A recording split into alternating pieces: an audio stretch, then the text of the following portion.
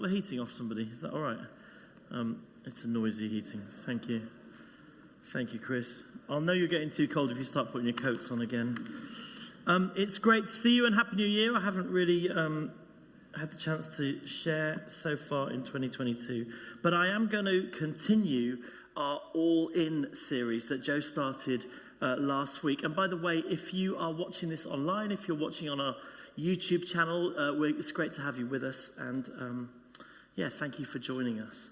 We're continuing All In, Vision for 22. And last week, Joe talked about how important it is to walk by faith and not by sight, quoting that verse from 2 Corinthians.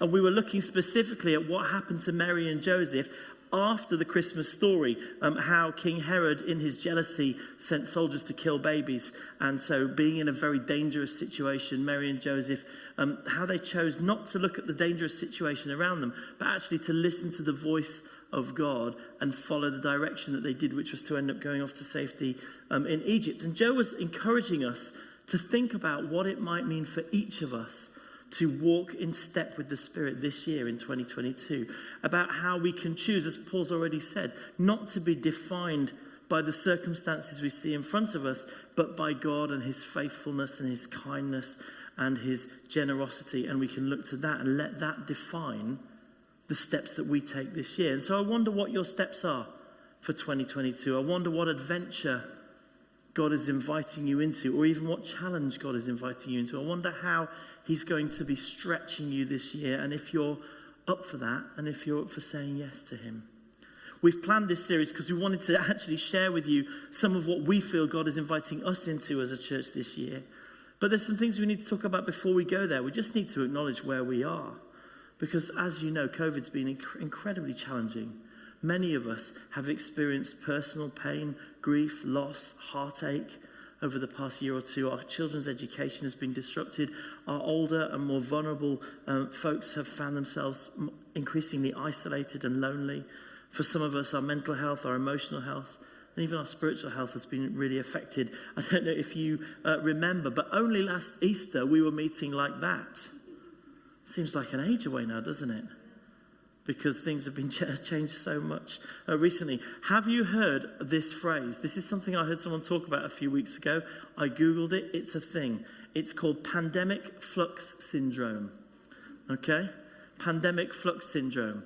I don't think it's a proven scientific peer research thing yet, but it is something that a few scientists have been talking about, or naming anyway, and it's the emotional impact of living with constantly changing guidelines and uncertainty.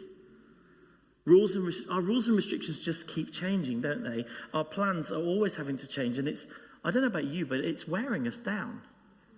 And we do keep hoping at some point that this pandemic will be over, that we can put a line in the sand and get on with our lives.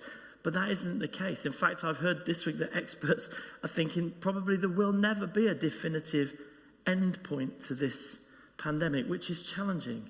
One scientist said this: a clearly demarcated fresh start gives us renewed motivation and helps us pursue important goals. But for most of us, that clear fresh start just hasn't materialized yet.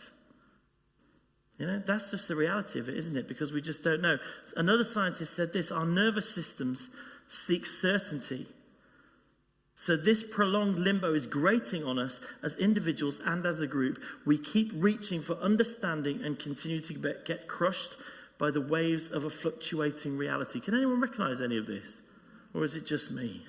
The lady who coined this phrase, pandemic flux, is a social scientist called Cuddy, and she did this other lady, Brené Brown, is a very well-known writer and podcaster. They did a podcast together on this whole thing, pandemic flux syndrome. She said this: think of it like sprinting a marathon with no predetermined finish line. Your body just can't maintain that pace before something has to give. Now, you've probably experienced this. We experienced this just even in the last Christmas holidays. We invited a group of friends to come down and stay with us for a couple of days over New Year. And then some of them, 4 out of 5 of their family ended up testing positive, getting COVID, had to stay home, had to isolate. We ended up making some different arrangements. We ended up traveling up to see our other friends in Birmingham. We needed to find accommodation over the New Year. It all worked out. But we needed to be flexible again. And at the start of the Christmas holidays, just as we'd sat down with our kids who just got home, we were kind of looking forward to just 10 days of peace. And all of a sudden we had to remake our plans again. And maybe you can identify with that as well. This is the reality that many of us have either lived with or are still living with in 2022. And so we know we're not out of the woods yet, don't we? I was chatting to a friend of mine this week who's a doctor. He said the experts don't really know what happens next. He said, yes, the Omicron levels seem to be going down. It's unlikely that another more dangerous variant could emerge, but it's possible. Unlikely, but possible. And doctors think we probably need another 2 or 3 winters before we can really work out how to best manage this in terms of as a population. And so in the midst of all that uncertainty, I wonder if you are asking, is it even worth making plans? Do we have the energy to dream? Do we dare to think that God might be inviting us into some new and exciting and challenging things and ways to grow? And how do we keep looking to God and trusting him despite what we're seeing around us? And for some of us, our faith has been tested to the limit, hasn't it? I mean, some of us have felt that we've just been honestly clinging on to Jesus by the fingernails. Even just contemplating the idea that God might be inviting us into something new, that leaves us with questions and maybe even anxiety. So what does walking by faith look like here and now? Here's another verse that's a similar verse, well-known verse from Proverbs. And it says, trust in the Lord with all your heart and lean not on your own understanding, and in all your ways submit to him, and he will make your path straight. And maybe you've heard that verse before. And it's quite an easy thing to say, isn't it? Oh, everything will be fine. Just trust in God. Just take that step of faith. Everything's going to be okay. It's an easy thing to say, but it's not always an easy thing to do. See, choosing to trust God means choosing to live in a tension. The tension between the uncertainty of what's around us and the certainty of God's character. Tension is not always easy. It's not comfortable. And yet it's what we're called to do. And these kinds of decisions we have to make, with hindsight, we often discover that it was the right thing to do. With hindsight, we can look back and say, oh yes, of course, trusting in God was always the best thing to do. It all worked out. As somebody I know says, what is it? Oh, I forgot the quote. Didn't write it down. What's that quote about? It's not over yet. Oh, never mind. Going off notes, never a good thing to do. Anyway, it all, we look back and we go, everything worked out. It's all great, But it works, and it works because God is our loving Heavenly Father who would never let us suffer. Maybe it doesn't always work out in the way that we expected or thought.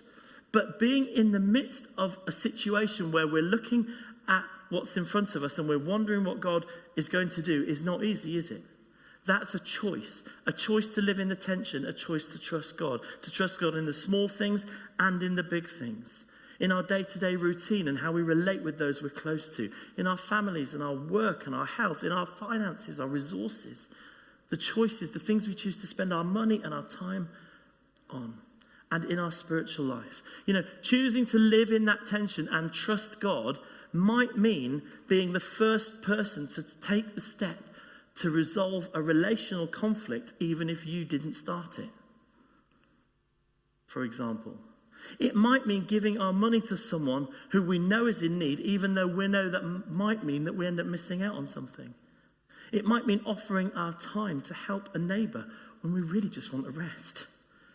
Or it might mean offering to pray for someone like Paul did in the shop, thinking, what's this person going to think of me? I might look a bit foolish now. The challenge of trust is to keep stepping out of our comfort zone, keep following the prompting of the Holy Spirit, keep doing the things that we feel that we should do, even though they feel a bit scary. But it's in those moments that we grow. It's in those moments that we become more mature. And that's the tension between choosing to trust God, who we can't see, and choose to believe, and choosing to trust the things that are in front of us or rely on the things that are in front of us. And that's the tension I want to talk about a little bit this morning. And here's a definition of tension. Tension means this: a strained condition resulting from forces acting in opposition to each other. Or another definition that's helpful here is a relationship between ideas or qualities with conflicting demands.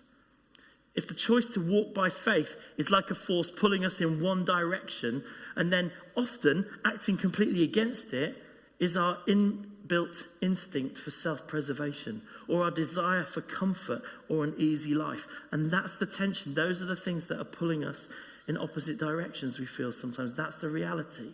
And I want to talk a little bit about tension, and then I want to share with you just some of the tensions that we are learning to think about and embrace and live in as a church this year. But first of all, I wonder, we'll just turn to the person next to you, or if you're watching online, somebody who's in the room with you, and tell them, what is your favorite kind of story? What's your favorite type of, I mean, everybody loves stories, but what's your favorite kind of story? Is it novels? Is it biographies? Is it movies? Are you into the Marvel Cinematic Universe? Is it box sets or documentaries or sport? What's your favorite kind of story? Just turn to the person next to you. Tell them, what is it that you really love? If you had a choice, if you were just resting, if you just had some time to chill out, what's the favorite kind of story that you would like? Is it a crime novel? Is it a whodunit? What is it?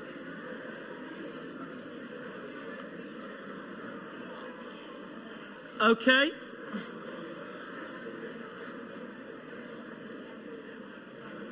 Okay. So, just shout some out for me. Just shout some out. What are the genres that you like? The Wombles. I think... Rom-com, sorry. I thought you said the Wombles.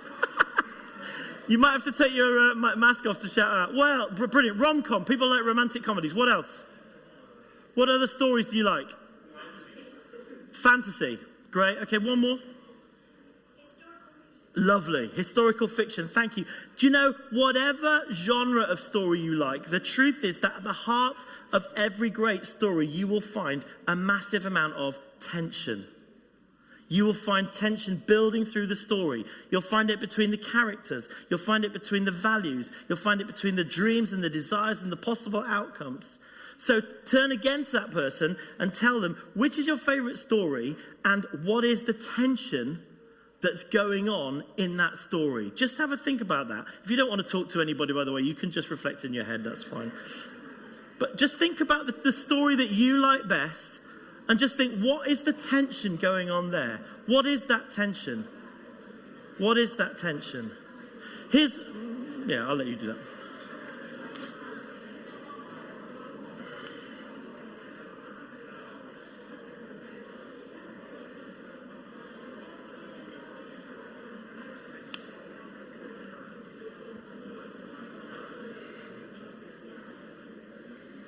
I mean, the tension in a romantic comedy is fairly obvious, isn't it? You know, it's a will they, won't they, does he like her, does she like him, etc., etc. How about these two? Here's just two. I think this is applicable across any type of story. Okay? Even the Wombles, yeah, okay. Here's two that I noticed just from the very end of last year. Right, so I don't know if you've seen the new Spider-Man film.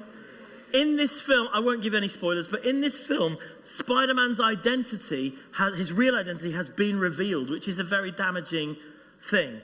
And so he has the ability to reverse that by getting don't ask me how this works, but by getting a spell cast that will wipe everybody's memory.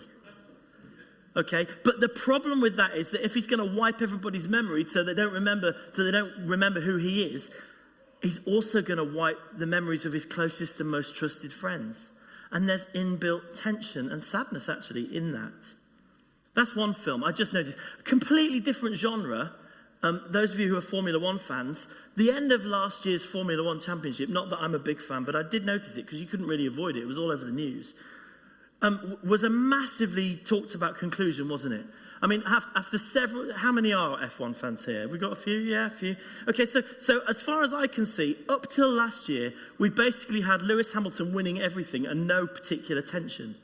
And last year, you had a guy who could challenge him for a proper challenge. And so you had this kind of ongoing drama played out all the way through all the F1 things, all the way right to the end of the year. So you've got this massive tension going on, okay? It's that tension that drives any story forward, whether it's fact or fiction. It's what makes you, if you're reading, it's what makes you turn the next page in your book. If you're watching something, it's what makes you sit on the edge of your seat, whether it's a film or a sports thing or whatever. Here's the paradox, though. This is really interesting. Tension is what makes the best stories. But have you noticed that in real life, nobody really wants to live through it? I mean, tension is really what drives stories forward. And yet, we find it hard to live with in real life, don't we? We would rather avoid tension, wouldn't we, if we can? It's not comfortable, it's not fun, it's potentially scary or messy or stressful. But it is real life, and we might as well get used to it, and we better embrace it, actually. It's better that we embrace the tension and we choose to stay close to God through it. And if you are living in a stressful situation right now, if you have got things going on that are really tense right now, if you're experiencing this for yourself, I just want to encourage you. I want to say, yes, no, it isn't easy. Yes, it's hard. But God is with you. And it's a wonderful opportunity to grow. You know, we've just sung those words, I'm no longer a slave to fear, but I'm choosing to be a child of God. That's why we come to church. That's why we choose to worship God, because we want to acknowledge the tensions that are the very real part of life and say, yeah, despite all of what's going on, I'm going to choose to stay close to God. I'm going to choose to put my trust in him. I'm going to trust that he is looking after me. Somebody once wrote, our God is a great big God, and he holds us in his hands. And but that's a spiritual reality. It's a spiritual reality. If you want to find this in the Bible, the Psalms of Lament are full of this stuff. Absolutely full of it. And there are loads of Psalms of Lament. And here's somebody that I quote from time to time, Bono. He said this, and this is an introduction to the Psalms that Bono wrote a few years ago. He says, abandonment, displacement is the stuff of my favorite Psalms. The Psalter, that's the songbook, the Psalms book, may be a font of gospel music, but for me, it's in his despair that the psalmist really reveals the nature of his special relationship with God. Honesty, even to the point of anger.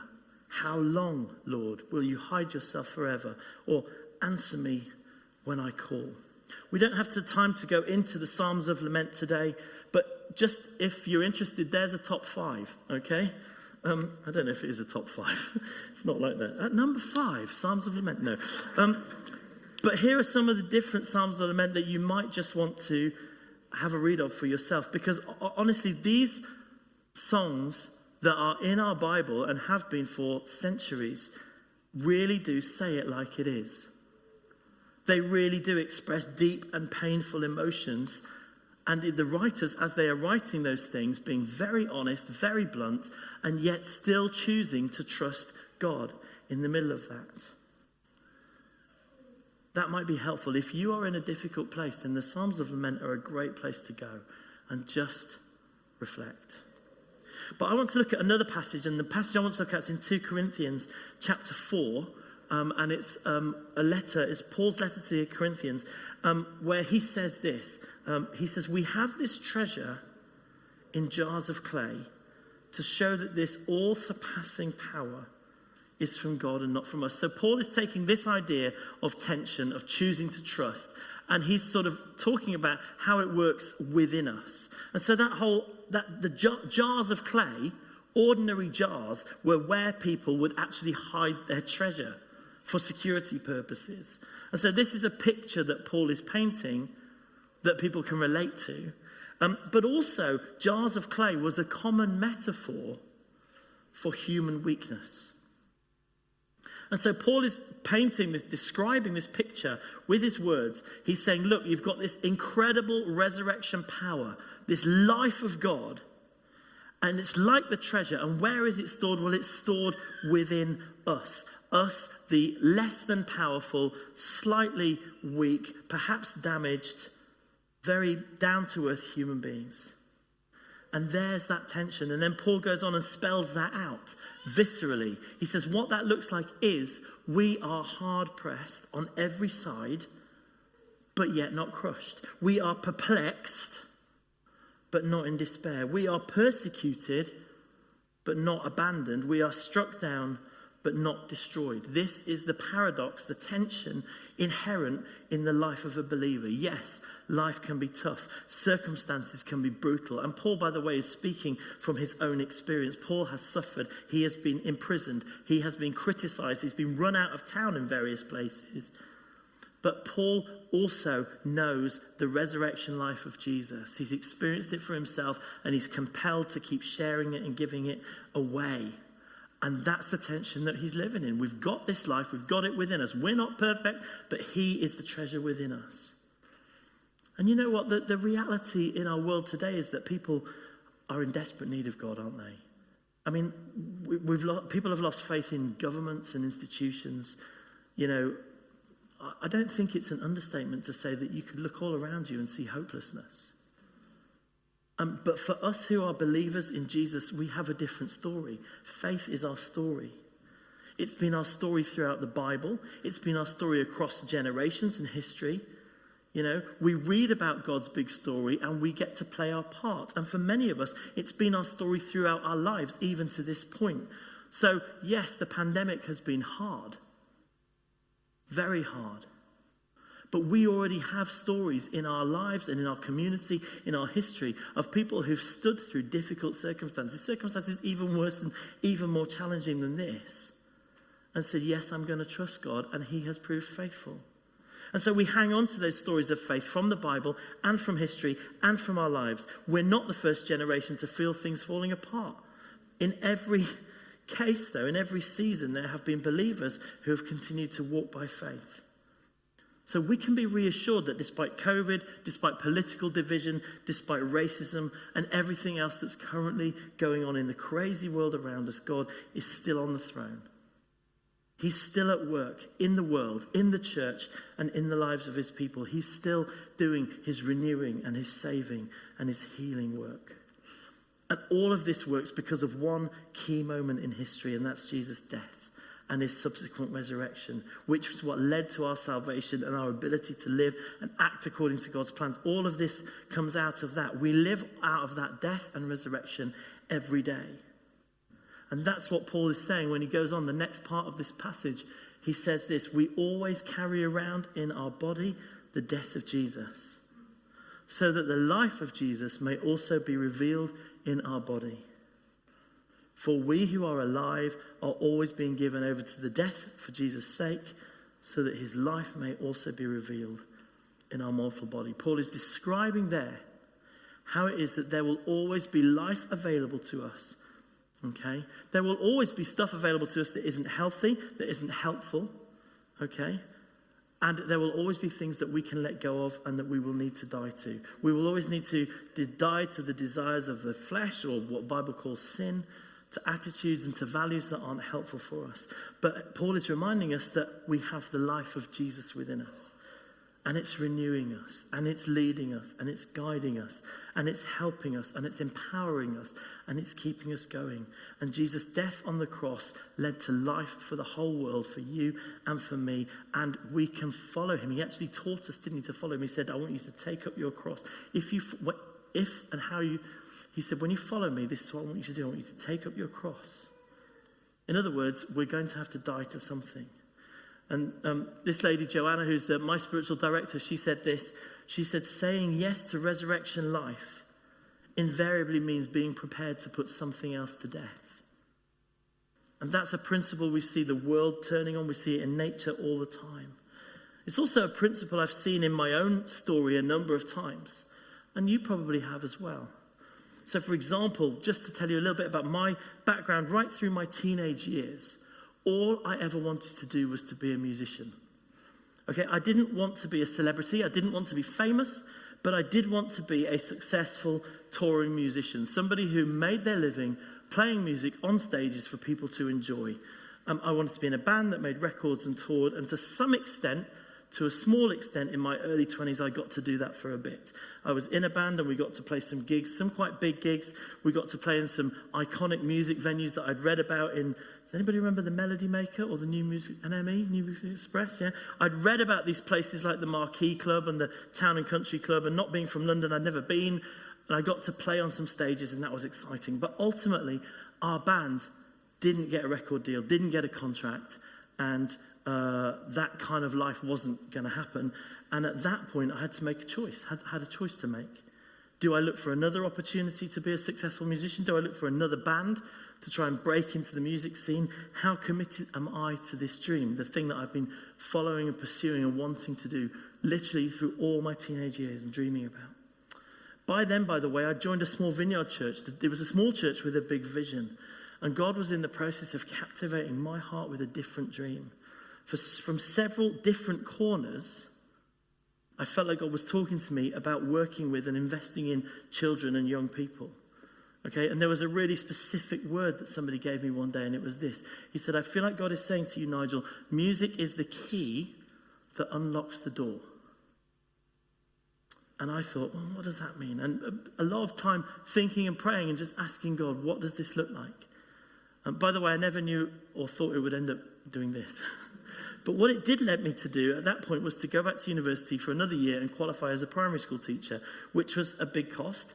I did end up with a better salary and paid holidays, which was better than being a freelance musician. And that meant I could marry Jo, so, all good. But it also meant me dying to my dreams of being a successful touring musician. And looking back with hindsight, I now see that that was the right thing to do. I can see that it was definitely God's plan, but I wasn't in any way certain at the time. It was only as I continued down that road that I realized what God had in mind. And so, as well as working in primary school for the next few years, Jo and I took over leading the children's ministry in our church, which we then did for probably the best part of 12 or 13 years.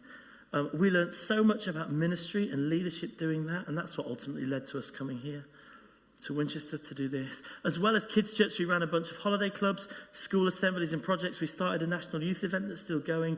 We wrote and recorded a bunch of children's worship songs, one or two, which turned out to be quite popular. But it's easy to look back on that faith journey from this point with hindsight and say, oh yes, I knew it was all going to work out. I knew it was the right thing. I had no idea if that was the right thing or not. No idea. It's so much harder to see the future when you're in the middle of a tension. And I spent quite a few years wondering what was going to happen, and honestly, just thinking about what I'd given up. From time to time, feeling really fed up. Teaching was a great job, but it's hard work and busy. And I would watch other people, and it's just my opinion, but frankly, I saw a few people who I thought were honestly a bit less talented than me, who were, I'm just teasing. I saw other people making it in music. I went to gigs sometimes and watched people on stage and thought, oh, I could have done that. That could have been me. And that was hard. Because at that point, I wasn't sure what would come of it all. But I did know that it was what the Lord was telling me to do, and I was trying to follow him.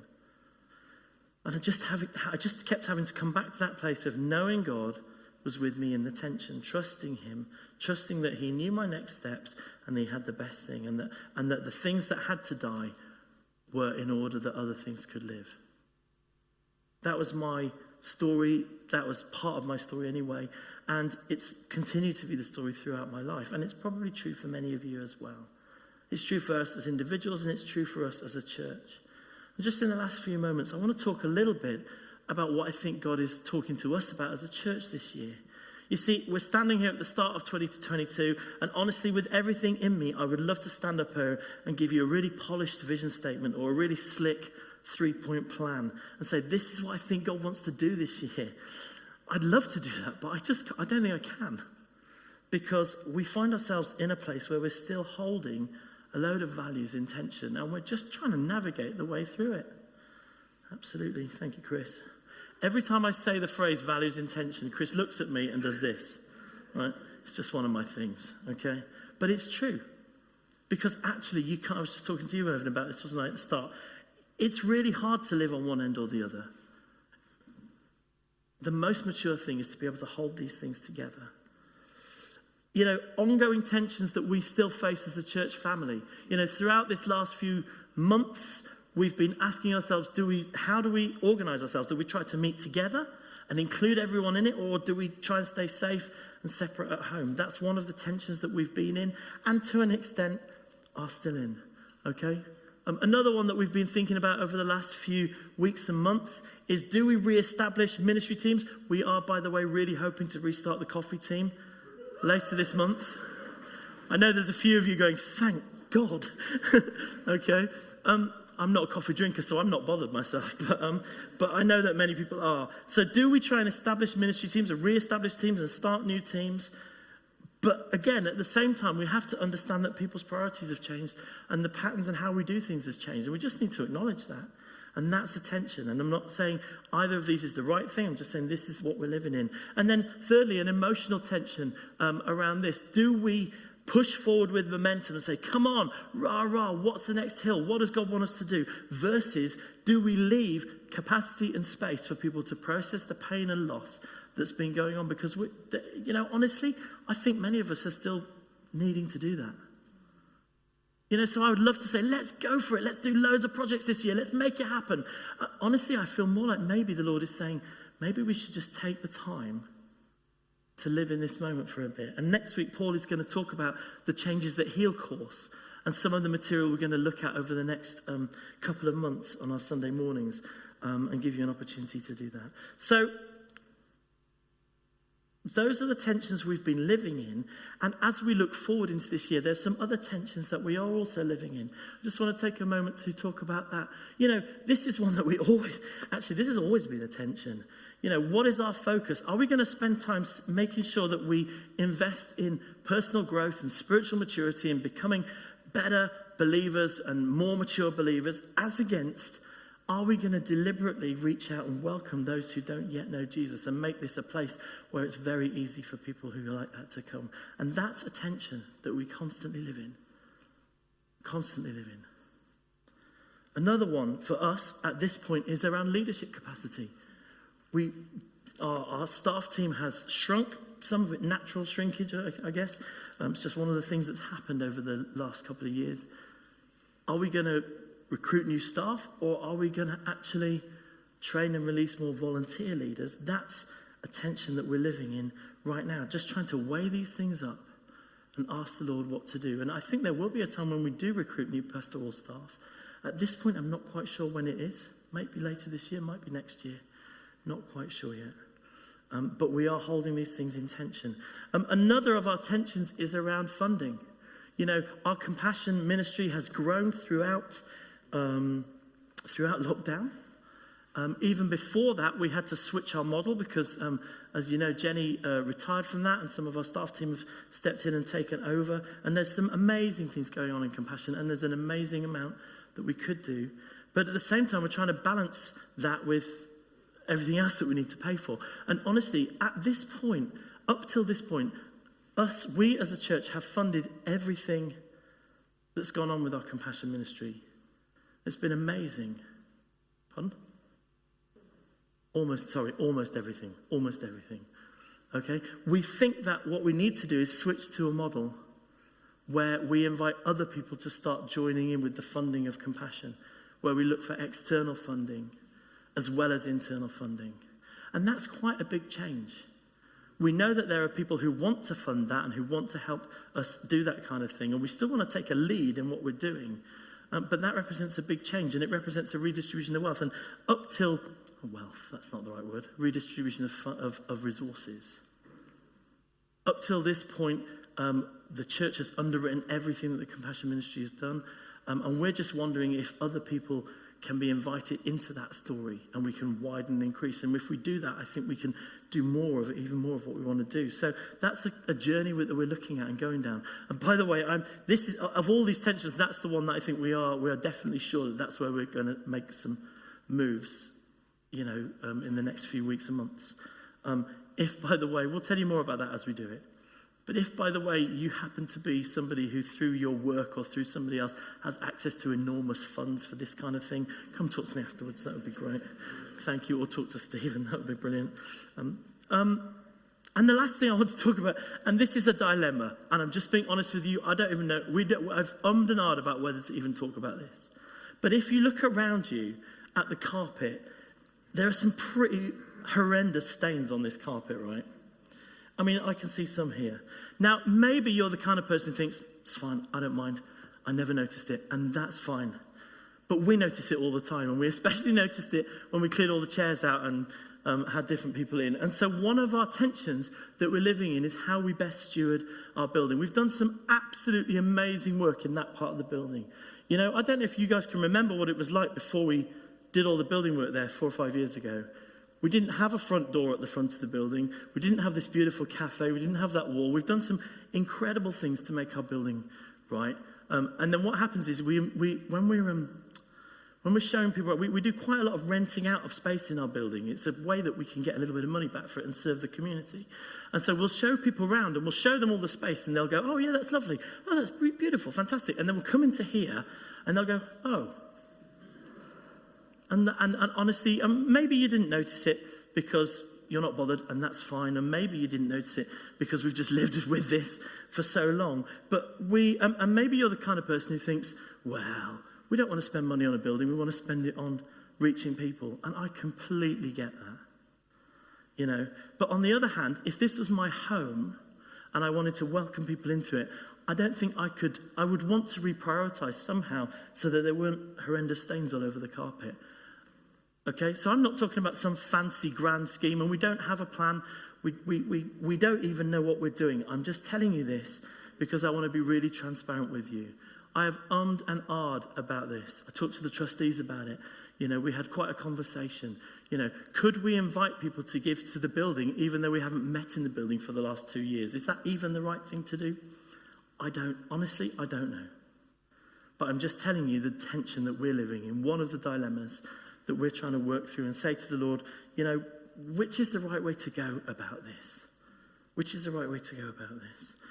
The most important thing is that we remain close to God in the middle of this, and it's all about posture. Okay? It's how we position ourselves as individuals, as leaders, and as a church before God. You know, before Christmas, we ran a couple of evenings which we called Come Holy Spirit. And we ran one again this week. And we're going to continue to run them monthly, at least from now until Easter, because we just felt that it was really important to make space to just be before God. And that's a wonderful thing to do, and it's a great thing to do if you're in the moment, but also collectively, as a community, we wanted to just say, Lord, here we are, and we want to hear you, we want to come before you, to worship you, and then just to hear you if there's anything you want to say to us. And for me, however we navigate our way through these tensions, whether you think, yes, spend the money on the building, or don't spend the money on the building, or whatever you think, that's okay. And by the way, you know, I'd love to hear your opinions, views. I'd love your feedback. You can send us an email, or you can chat to us, and that'll be fine. But do be prayerful about it, okay? Because the last thing I want to say is this. If you feel like you're part of this church, this community, right, then I would love to invite you in 2022 to join us as we position ourselves in front of God and say, here we are, Lord. Show us how to step forward. What does it mean to walk by faith this year? What are you wanting to do with us? Maybe it's some of these things. And the last thing I'd say to this is just to remind you, and maybe you've joined our church in the last year or two, and maybe you haven't heard us talk about this very much, but if you are somebody who is following Jesus, choosing to follow Jesus as part of this church community, then we just invite you gently, but to consider these 5 ways that we would do this. What does membership look like here? Membership looks like functioning as a member. You don't sign on a dotted line. We don't make you, sign your life away or anything like that. But we say, if you're a member of this church, then worship with us on a Sunday service. Well, you've already passed that box because you're here already. And we invite you to join a life group. We talked about that earlier. Being in a small group, being in a community, even if it's not one of our regular life groups, we invite you to be in community. It's so important that we have other people to do this journey with. Thirdly, we invite you to become a host by joining a team. And you've heard me say this before, but basically in church life, you can either be a guest or a host. And if you're a guest, you're welcome, and you can be a guest as long as you need to. If you've decided that this is your church, then the encouragement is to become a host and help church happen for other people to come guest. A bunch of you are already doing that. We celebrated last week our children's and youth team. A bunch of you are already doing that on our stewarding and hosting team, car park and all of that stuff, and welcoming. Very grateful to you. And as I said, we're looking to start up our coffee team. So come and see Joe if you want to be part of the coffee team. Not if you just want a cup of coffee. If you want to be part of being a host, then that's a great place to be. The fourth thing we invite you to do is to buy in. If you buy into the vision, buy into the vision. And giving financially is very much part of what the Bible talks about. And it's very much part of how we do business around here. And if you can gift aid, that's brilliant too, because it just all really helps. We don't say this, I'm not doing this big talk, a money talk, because, we need the money for the carpet. Don't hear me say that. I'm trying to say, look, you know what? We don't know what to do about the building. We're just being prayerful about that. I'm wandering again. Sorry, cameras. They tell me to not wander. I need to stand here. Thank you, Steve. We're being prayerful about how we move forward, but if you are part of the church and you're not involved in helping make things happen or buying into the vision, then this is a great time to do that. And there are leaflets about that at the back, and there is a page on the website that encourages you to do that, and we'll talk more about that in a couple of weeks' time. And lastly, if you are a member of this church, we invite you to invite others, to be an inviting person. Not just to keep it to yourself, but to bring your friends, invite others to experience what we're experiencing here. This is the tension that we live in, and we're trying to walk by faith into 2022. I'm going to stop there, but it would be great to have some ministry, so why don't you just stand up where you are? And if you've been watching online, thank you for watching, and maybe this is just an opportunity to pray and to respond in your own way.